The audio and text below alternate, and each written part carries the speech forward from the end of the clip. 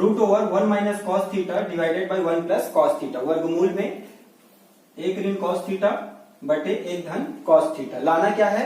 Cosec theta ऋण cot theta, है ना। तो अब आपको इतना सारा चीज लाना है। और फिर से हम क्या करेंगे, देखिए अब इसमें फिर से आपको क्या दिख रहा है, 1 minus cos theta 1 plus cos theta दिख रहा है। तो मैं आपको पहले ही बताया था, इस टाइप का दिखे तो मैक्सिमम टाइम हम जो है हरों का अगर परिमेयकरण कर दे तो हमारा जो है आंसर आने लगता है या फॉर्मेट में जमना शुरू हो जाता है ना।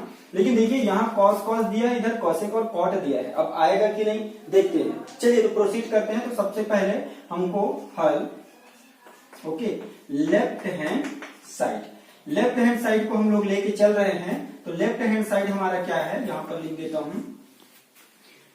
यही लिख देते हैं। लेफ्ट हैंड साइड है हमारा 1 माइनस कॉस थीटा और ये क्या है 1 प्लस कॉस थीटा। ठीक है। अब हम क्या बोल रहे हैं, हरों का परिमेयकरण करने पर। तो हरों का परिमेयकरण करने पर। ठीक है। तो अभी अभी मैंने आपको सिखाया कि हरों का परिमेयकरण कैसे करते हैं। हर में जो साइन बीच में है उसी को बदल देना है और ऊपर नीचे क्या कर देना है, गुणा कर देना है। तो ये कैसे दिखेगा, फिर ये आपको ऐसे दिखने लग जाएगा 1 minus cos theta 1 plus cos theta. अब देखिए बीच ये जो नीचे हर में है इसका चिन्ह क्या है, प्लस है।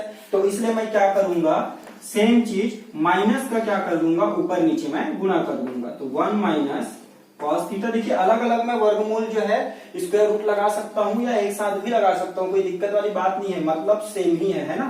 तो ये 1 माइनस कॉस थीटा और यहाँ पर भी क्या होगा 1 माइनस कॉस थीटा। प्लस था इसलिए माइनस करके ऊपर नीचे क्या कर दिए हैं, मल्टीप्लाई कर दिए हैं। ठीक है। चलिए अब इसी को फिर से आप ध्यान से देखिए एकदम बारीकी से। अब इन दोनों का जो है गुणा होगा तो एकदम ध्यान से देखिए। यहाँ पर एक्चुअल में हम क्या करते हैं ना, पूरा रूट को कॉमन मान के चल लेते हैं। आप जब करनी के नियम को पढ़ेंगे है ना, रूल्स ऑफ सॉर्ट करके है ना, तो उसको आप देखेंगे तो इसमें हम सिंप्लीफाई कर सकते हैं कि अगर दो वर्गमूल के अंदर में है और उनका गुणा करें तो एक साथ वर्गमूल में लेके आप गुणा कर सकते हैं। तो इसलिए मैं इसी को जो है ना ओवरऑल ऐसे वर्गमूल ले लेता हूं और अब मैं इनका गुणा कर सकता हूं। तो कैसे दिखेगा ये देखिए, फिर 1 माइनस कॉस थीटा और 1 माइनस कॉस थीटा सेम चीज दो बार है, इसलिए मैं इसको 1 माइनस कॉस थीटा का स्क्वायर लिख सकता हूं कि नहीं लिख सकता हूं, बिल्कुल लिख सकता हूं। अब यहां पर देखिए 1 प्लस कॉस थीटा और 1 माइनस कॉस थीटा, फिर से वही a plus b a minus b. तो इसलिए क्या होगा a square minus b square. तो a की जगह आपको क्या दिख रहा है 1, तो ये क्या हो जाएगा 1 का square a square minus b square. तो बी के जगह आपको क्या दिख रहा है कॉस थीटा, तो ये हो जाएगा कॉस थीटा। ओके। तो ए स्क्वायर माइनस बी स्क्वायर। अब यहीं पर देखिए एक के वर्ग जो है तो इसको तो मैं ऐसे ही लिख सकता हूं नॉर्मली, है ना। तो यहां पर ब्रैकेट ना भी लगाऊं तो चल जाएगा। ओके। तो अब देखिए यहां तक पूरा समझ में आया क्या, कंफ्यूज होने की जरूरत बिल्कुल भी नहीं है, कुछ नहीं किया है। ऊपर सेम चीज दो बार गुणा में था तो ये इसी चीज का दो बार गुना था। ठीक है। नीचे में a plus b a minus b type का दिखा तो मैंने उसको भी a square minus b square वाले फॉर्मूला में लिख दिया। चलिए फॉर्मूला को लिख देता हूं, यहां पर बताना पड़ेगा चूंकि a square minus b square equal to a plus b a minus b. Okay. अब देखिए अब कैसे सिंप्लीफाई करेंगे, एक स्टेप और सिंप्लीफाई भी और कर देते हैं। तो ये आपको कैसे दिखने लगेगा, ऊपर आप सेम रहने दीजिए कॉस थीटा का स्क्वायर। देखिए 1 माइनस कॉस स्क्वायर थीटा क्या होता है साइन स्क्वायर थीटा। तो इसके जगह मैं क्या लिख सकता हूं साइन स्क्वायर थीटा।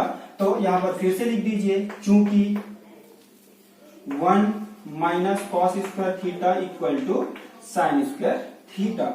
अब और क्या कर सकते हैं, अच्छा देखिए ऊपर में जो है अंश में जो है उसका भी वर्ग दिख रहा है और हर में जो है उसका भी वर्ग दिख रहा है। इसका मतलब यह है कि क्या मैं ओवरऑल वर्ग के रूप में लिख सकता हूं, यस तो लिख सकता हूं, है ना। आप अपने अपने तरीके से बना सकते हैं बिल्कुल, है ना। जो पैटर्न आपको देखिए मैं क्या कर रहा हूं 1 plus cos theta divided by sine theta और पूरे का मैं लगा दिया वर्ग।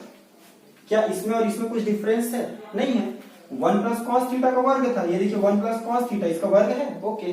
साइन स्क्वायर थीटा तो था ना, तो यहाँ पर भी देखिए साइन इसका भी स्क्वायर हो गया, तो ओवरऑल स्क्वायर कर दिए। इससे क्या होगा, इससे आपको फिर से वो चीज डायरेक्ट समझ में आ जाएगा कि ये स्क्वायर और स्क्वायर रूट, वर्ग और वर्गमूल एक दूसरे को क्या कर देते हैं, कैंसल आउट कर देते हैं। तो ये जब एक दूसरे को कैंसल आउट कर देगा तो कैसे दिखेगा, अब मैं उसको डायरेक्ट यहां लिख रहा हूं, है ना, ये पूरा स्टेप को मिटा के।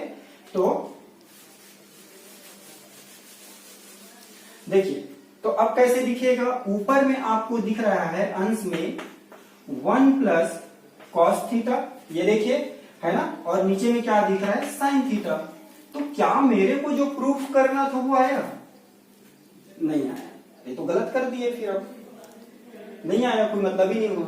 कैसे करें, और कुछ कर सकते हैं क्या, यस कर सकते हैं। कैसे, देखिए, ये जो साइन थीटा है ये पूरा के हर में है, पूरा के बटे में है, तो मैं क्या कर सकता हूं, ये पूरा को अगर भाग दे रहा है तो अलग अलग भी भाग दे सकते हैं, मतलब तो वही होगा ना।